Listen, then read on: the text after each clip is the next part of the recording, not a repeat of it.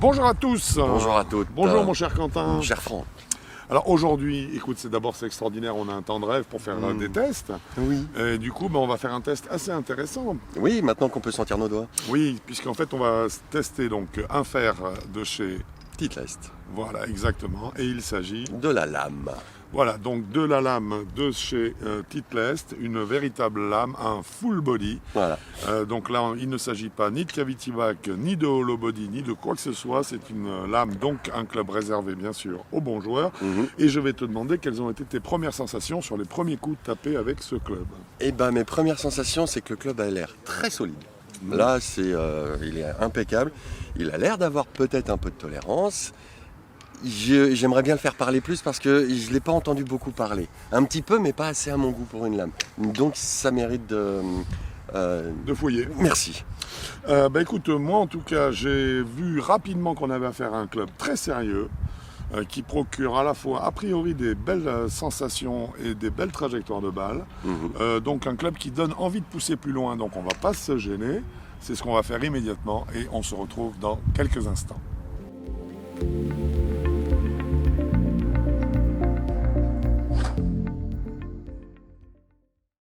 Eh bien, ça y est, mon cher Quentin. Mon cher Franck. Il est fait ce test du 620 MB de Titleist. Voilà.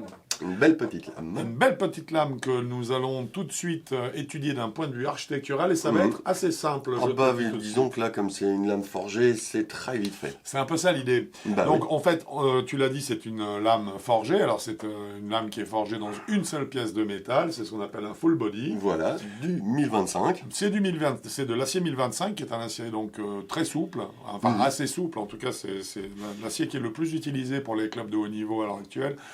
Au niveau pour les sensations en fait qu'il procure. Nous avons affaire à une canne qui a très très peu d'offset. Très peu. Donc ça nous indique évidemment directement le type de joueur pour lequel voilà, ce club-là est prévu. Nous n'avons pas d'ajout de matière, donc pas de tungstène pour équilibrer, pas de quoi que ce soit, c'est du brut. C'est du brutal. C'est du brutal. Voilà. Voilà, c'est une série, on peut dire qu'une de ses seules particularités, c'est que la longueur des têtes de club augmente en fonction du numéro. Petit à petit. Ça progressivement. Voilà. Disons que du fer 6 au fer 4, ça se voit pas beaucoup. Enfin, on peut voir une différence du pitch au 3, mais c'est vraiment pas flagrant. Alors on sait bien sûr que le fait d'allonger la tête de club, ça permet d'augmenter un petit peu sa surface et donc ça nous fait jouer directement sur quoi ? Sur tolérance. La tolérance, puisque ça fait jouer sur son moment d'inertie, exactement. Voilà. C'est une série qui existe du fer 3 au pitching wedge. Voilà, et en droitier et en gaucher, mais les gauchers, c'est uniquement sur commande. Voilà, faut passer par la boutique directement. Écoute, je crois qu'on vient de tout dire, ce qu'il y a à savoir sur ce 620 MB. C'est fait. C'est court parce qu'il s'agit d'une lame, d'un club forgé, d'une lame surtout. Et donc, ce sont des clubs sur lesquels il y a assez peu de fioritures. Nous allons commencer immédiatement par la qualité des matériaux. Bon, alors, qualité des matériaux, Quentin ? Ça a été très très difficile à trouver une note pour ce magnifique club très très bien fini, tout bien posé. C'est ça, parce qu'on est vraiment chez Titleist, hein, donc les finitions sont impeccables. Il n'y a rien à dire. On a cherché. Oui, vraiment, mais non. On cherche encore, je crois. Titleist est vraiment à la hauteur de sa réputation. Comme quelques cas. Et les années passent. Les années passent et Titleist, ça reste à la hauteur de sa réputation. C'est super sobre, c'est parfaitement fini. La cosmétique est d'une telle, je dirais, sobriété que c'est difficile de ne pas y adhérer. C'est nickel. Franchement. Moi, j'ai rien trouvé de... Non. Voilà. Donc, moi, je dis qu'on n'a qu'à lui mettre 2 points sur 2. Voilà, pas trop le choix. 2 sur 2, donc, pour les qualités des matériaux. Je précise également, que puisque nous avons des matériaux parfaits, un assemblage parfait, sans parler de la cosmétique, c'est une canne qui va durer dans le temps. Oui. Donc là, on est sur une canne qui, sur le marché de l'occasion, a une durée de vie au-delà de 10 ans. Voilà, au-delà de 10 ans, tranquille. C'est des clubs qu'on peut garder 15 ans, 20 ans. On peut éventuellement avoir à changer quelques parties dessus, des grippes, des shafts. Les grippes, évidemment. On ne joue pas des grippes 12 ans plus tard qui sont les mêmes que ceux d'origine. Ah, ça dépend des gens. Ouais. Enfin bon, les golfeurs sérieux évitent, on va dire. Voilà. Mais donc, non, une série qui va durer dans le temps, c'est sûr. Abordons maintenant la question des qualités statiques de ce club. Qu'est-ce que tu en penses, mon cher Quentin ? Tout d'abord, leur fer 7, il est à 35 degrés. Alors c'est la première chose qui est remarquable. Voilà, donc C'est c'est vraiment posé. remarquable parce qu'on sait que en fait la norme sur un fer 7, si on prend le grand standard qui date de 1965 pour être précis, on a 34 degrés de proposé pour un fer 7. Aujourd'hui, on sait que la mode de tous les clubs, Beaucoup de fabricants. d'énormément de fabricants, et notamment pour tous les clubs qui ne sont pas pour les champions, on a des lofts qui n'ont rien à voir avec le loft d'origine, et on aux arrive environs souvent à des 28 degrés, 28 et 30. demi, c'est fréquent. 30 Voilà. degrés, c'est comme tu dis, c'est monnaie courante. Voilà, donc là, un 35 Et là, par degrés, contre, on a standard. carrément, non, 1 degré de mieux, de plus Oui. ouvert que le standard. Donc ça veut dire qu'ils sont pas du tout à la recherche de puissance, ils sont à la recherche, je dirais, d'un étalonnage d'un club par rapport à l'autre qui soit parfait, qui soit traditionnel, et qui laisse aussi la voie ouverte aux clubs plus longs comme le fer 4 et le fer 3. Voilà. Donc c'est en fait, on est vraiment sur, je dirais, un étalonnage de loft traditionnel, et c'est très agréable. La façon à laquelle le club repose maintenant. Parfait. Là, en plus, la lame est assez fine. Semelle donc très Semelle étroite. Très étroite, mais repose parfaitement. Au milieu des pieds, rien à dire. Même moi qui ai toujours tendance à le mettre aussi, le fer 7 un petit peu en arrière. Comme la semelle elle n'est pas très versatile, mais elle est très Ouais, légèrement arrondie. Légèrement bombée. Ouais. Très légèrement bombée, ce qui fait que ça permet une marge d'erreur. Absolument. Et de de quelques confort dans le centimètres, placement. Donc du confort, Ouais. et puis de la tolérance par rapport aux préférences de chacun. Ouais. Il pose nickel. Voilà, donc Ouais, il donc, repose là- parfaitement, les lofts sont justes, il est évident que ça allait lui valoir la note qu'il a vue. Les 2 points. Nous allons aborder maintenant la question de la stabilité de ce club, de ce 620 MB. Donc du moment d'inertie. Et forcément, ce qui va nous amener à parler du moment d'inertie. Voilà. Moi j'ai trouvé, alors c'est pas qu'il fallait le chercher, c'est qu'il était là, le petit défaut, mais s'il est intrinsèque à la fabrication d'une lame. C'est-à-dire que la surface est tellement petite, entre guillemets, que la tolérance est forcément un peu moindre, et le moment d'inertie est forcément plus faible qu'un cavity back. On en parlait tout à On l'heure. en parlait tout à l'heure. Donc, c'est vrai que moi, à l'impact, quand je descends entre les balles, je ressens, quand je la fais un peu pointe ou talon, où on sent le club qui s'ouvre un peu, qui se ferme un peu. Bien sûr. On parlera des trajectoires après, mais il y a ce petit défaut-là. Alors, cette sensation qu'on trouve sur les lames, sur les cavity back, ou principalement les cavity back, mais aussi les hollow body lorsqu'ils sont rééquilibrés avec du tungstène, comme on a des masses en fait rajoutées à d'autres parties du club, ça se transforme en un système d'engrenage. Voilà. Tu as l'impression d'une prise engrenage quand tu la percutes un peu pointe, un peu talon. Voilà, qui permet de rectifier Voilà. le tir. Et sur une lame, comme tu le dis très il y en a justement, pas. c'est juste, en fait, on n'a pas le système d'engrenage qui compense, et donc on a juste ouverture quand la balle est prise pointe, fermeture quand elle est prise talon. Voilà, on a cette légère sensation. Ouais.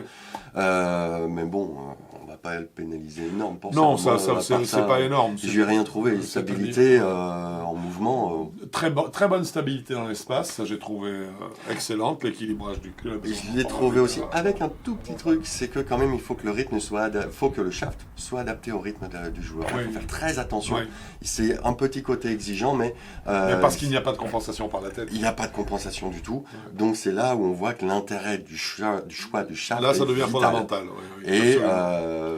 là, on a trouvé que pour toi, il était très bien, Ouais. celui qu'on a testé. Donc, alors que pour moi, fallait que je change un peu mon rythme. Ouais, tout à fait. Mais On rien de était, méchant, de c'était, mémoire, je crois qu'on était sur un Dynamic régular. Gold Régular. en régular. En hein, régular en c'est ça 105, normalement. En 105 grammes, exactement. Voilà, donc Parce qu'on a essayé justement de jouer un manche qui, selon nous, serait le plus standard. le plus standard et le plus adapté à la gamme de joueurs. Voilà, pour et laquelle ce pour club moi, est il l'est parce que justement, moi, je suis pas tout à fait dans les vitesses standards.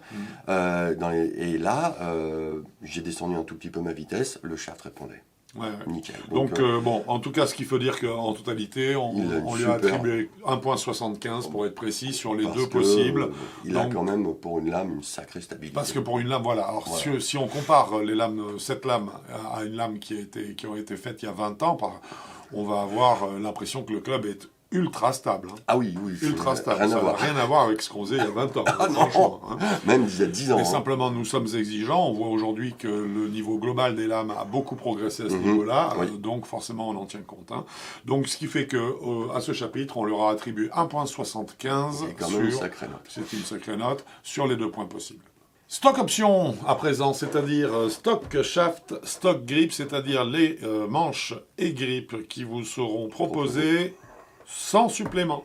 Voilà, après, c'est sans supplément quand on connaît un petit peu où chercher. Parce Voilà. qu'il y a pas mal il y a dans beaucoup d'endroits où on vous propose un shaft, un grip. En facial, sur les sites, généralement, Voilà, c'est ce qui vous est c'est ce que vous proposé. proposez. Si on cherche un petit peu en voyant ce qu'ils proposent, en upgrade, En fitting. en option, en fitting, etc., on arrive à trouver des modèles qui ne sont pas surchargés. Voilà. Et là, concernant ce 620 MB, nous avons donc trouvé 16 shafts Et 12 grips et différents. 12 types de grips, sans surcoût. Donc, il est évident qu'à ce chapitre-là, la canne a c'est pris 2 obligatoire. 2 points sur 2. Puissance et smash factor. Eh oui, ça intéresse des gens, ça. Alors, on ne va pas faire durer le suspense concernant le smash factor, puisque c'est un élément qui est quand même déterminant et qui donne toutes les indications quant à la puissance du club. Nous sommes arrivés, mais il va falloir en parler un petit peu, nous sommes arrivés à un smash factor moyen sur notre séance de 1,28 au lieu des 1,33 qui sont la norme PGA. Attention, nous avons réalisé ce test avec des balles de practice. Voilà. Et on sait qu'on a un écart de 0,02 points entre une balle de practice Et une balle de et jeu. une balle de jeu. Donc ce qui veut dire qu'en fait, on serait normalement sur du 1,30 en smash factor au lieu de 1,33. Voilà, mais pour une lame... C'est une lame, hein. Une lame, c'est Voilà. pas censé avoir une face super trampoline non plus. Voilà, c'est pas un club qui Ré- accumule les paramètres qui vont augmenter la vitesse de démarrage de la balle en sortie de club. Voilà. Donc forcément, bon, c'est un smash factor, on va donc 1,28 officiellement, 1,30 dans la, je dirais, Dans ce qui serait la norme. dans le potentiel. Dans le potentiel, voilà. Ce qui fait que, bien que nous n'ayons pas trouvé, moi je ne l'ai pas trouvé court, hein, Non, ce non plus. club, hein, J'ai mais par trouvé mes contre, distances normales. j'ai trouvé des distances normales Voilà. qui ne ramènent pas plus que d'habitude. Ni moins. Mais ni moins, absolument. Voilà. Donc en Parfaitement fait, standard. on lui a quand même attribué 1,5 point sur les 2 points qu'il pouvait prendre. Voilà. Un sujet toujours intéressant mais délicat lorsqu'il s'agit des lames, nous allons parler de spin. Voilà. Donc on va commencer par le chiffre tout de suite. Alors, la moyenne de la séance a donné un spin de 6800 tours minutes à comparer avec les 7000 tours minutes qui sont la norme du PGA Tour. Là, donc ça veut dire que c'est quand même pas mal. Puisque c'est un peu en Alors, dessous. on est légèrement en dessous. Ce qu'il y a, c'est qu'on a 200 tours minutes de moins que la norme. 200 tours, c'est à peine palpable. En fait, Non, hein. c'est à peu... Au niveau de la sensation, Il y a rien. C'est à 500 tours, on sent la. On sent peut la- ressentir. Voilà, On peut, commence. si on a l'habitude et si on a un peu de On métier, commence. on commence à la ressentir.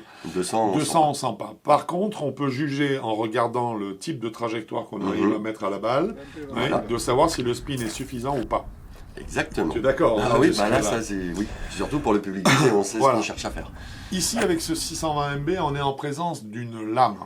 D'accord, une magnifique lame, ça, il n'y a aucun Voilà. doute là-dessus. Et qui est censé retranscrire Et tous les effets. voilà, le but du jeu avec des lames comme celle-là, c'est d'arriver à ce qu'on puisse faire un fade quand on veut faire un fade, un draw quand on veut faire un draw. Un slice, un hook. Exactement. Balle basse, balle haute. Exactement. Et comme on est sur du muscle back, du 620 MB, hein, c'est pour muscle back, donc on est vraiment sur de la lame, on veut pouvoir imprimer l'effet à volonté. Oui. Tu es d'accord? Ah, complètement.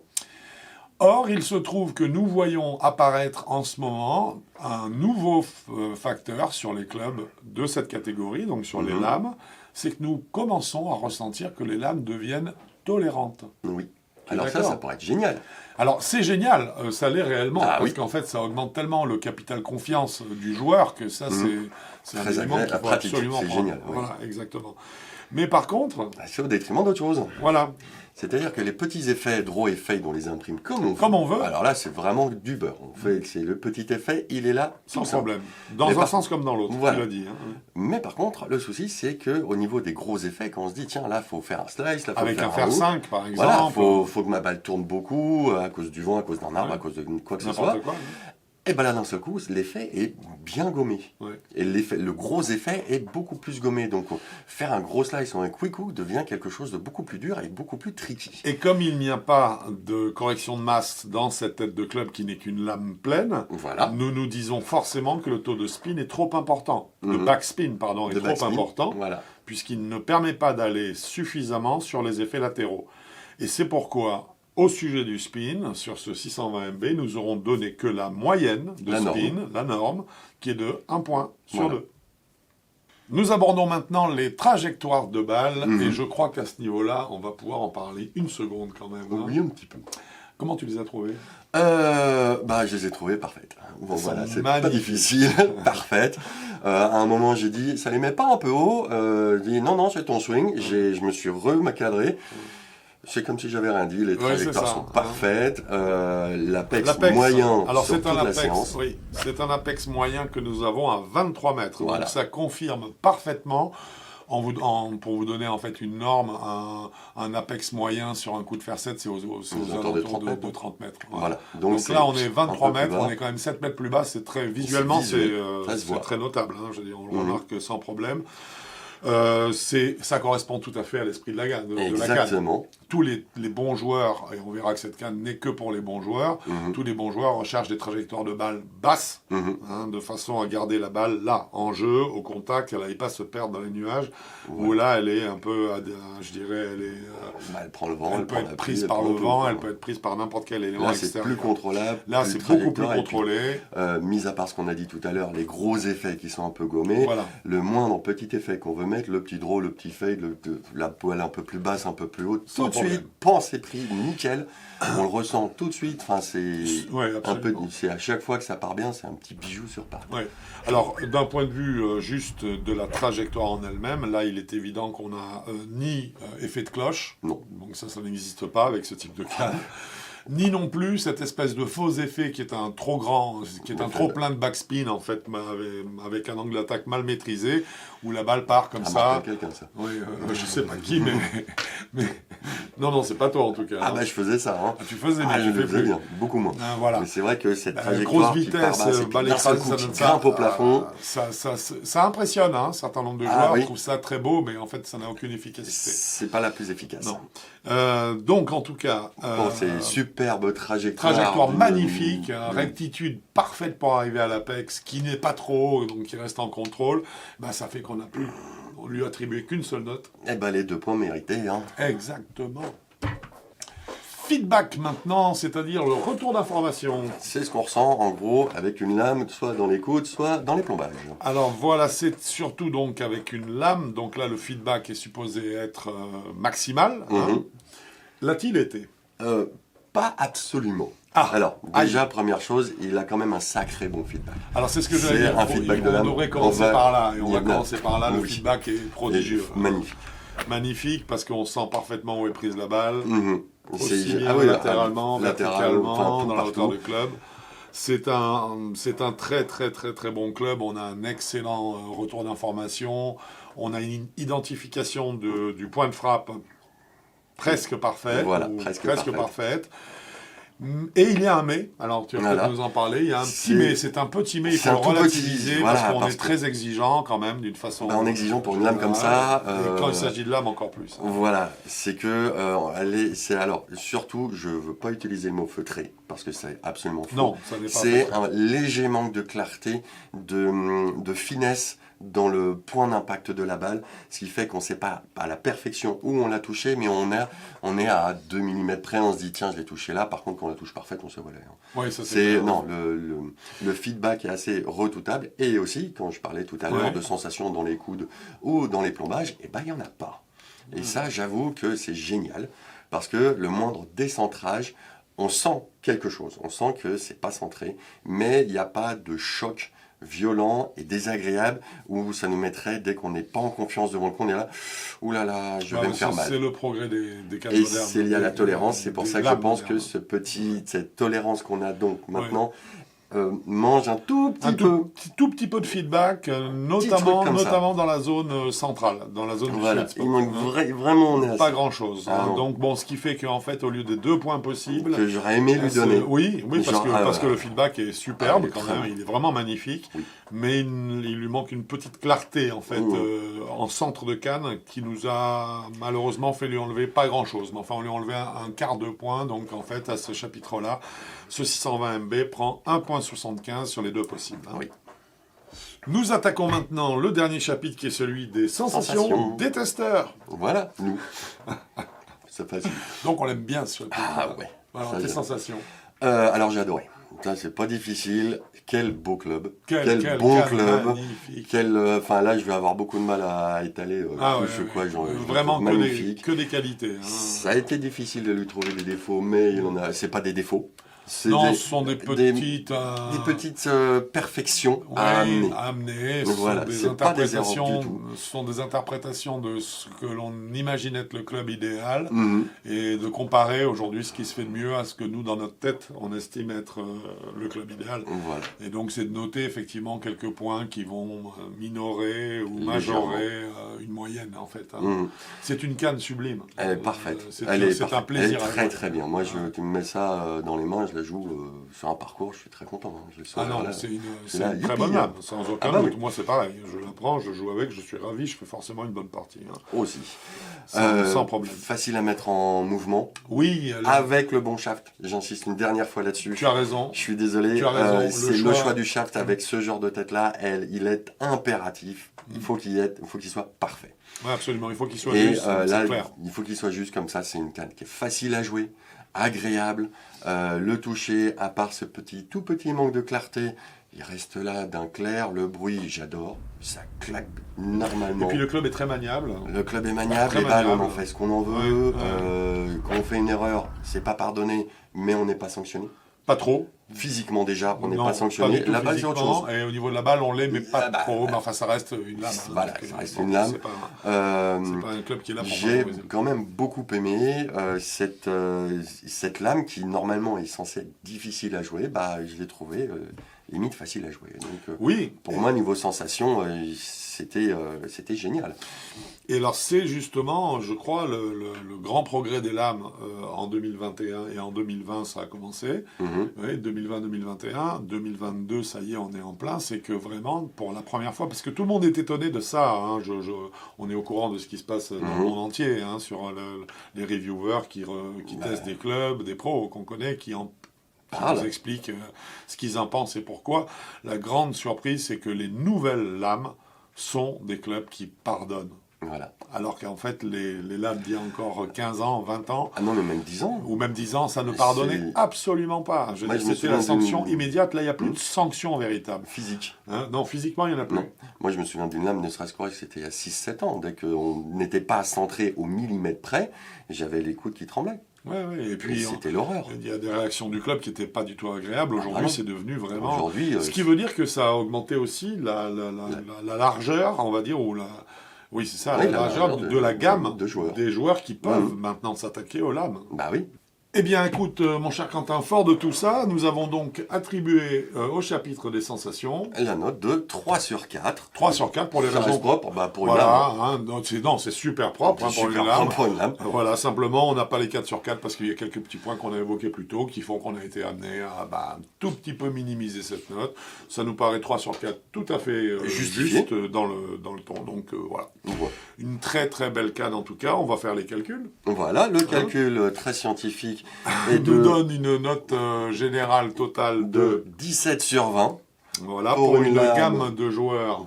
Pour une lame, alors 17 sur 20, oui, excuse-moi, je me suis arrêté dessus. Moi, je m'arrête dessus parce que là, 17 sur 20 pour une lame, c'est super propre. C'est super tous les jours. Non.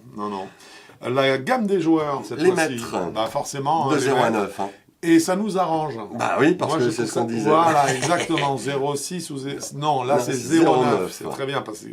Et les joueurs qui sont entre 9 et 6, c'est grâce aux lames modernes qui peuvent être inclus dans cette proposition, en tout cas. Le prix du club. Le prix du club est de 199 €, le club en shaft acier, et de 219 € le shaft carbone. C'est parfait. Bien, cette vidéo, mon cher Quentin, ce test est maintenant terminé. Si vous avez aimé la vidéo, n'hésitez pas à mettre un petit pouce pour nous. Oui. Vous pouvez aussi vous abonner, c'est juste par là, à la chaîne, comme ça vous êtes au courant, vous recevrez des mails ou des notifications pour voir toutes les avancées que nous avons sur le site avigolf.com. Exactement. Si vous voulez des conseils pour choisir vos futurs clubs, n'hésitez pas à remplir la fiche technique qui se trouve dans le pied de page du site avigolf.com. Vous nous la complétez, vous nous la renvoyez et on vous aidera du mieux qu'on peut. Et vous pouvez y ajouter une ou deux vidéos de face ou de profil de votre swing. Prise avec un smartphone. Et ça nous aidera encore plus. Écoute, tu es formidable. J'essaye. J'essaye. Bon, quant à nous, donc, on se revoit bientôt sur un parcours de golf. Ou sur avigolf.com. Ou sur avigolf.com. Bon golf à vous. Au revoir.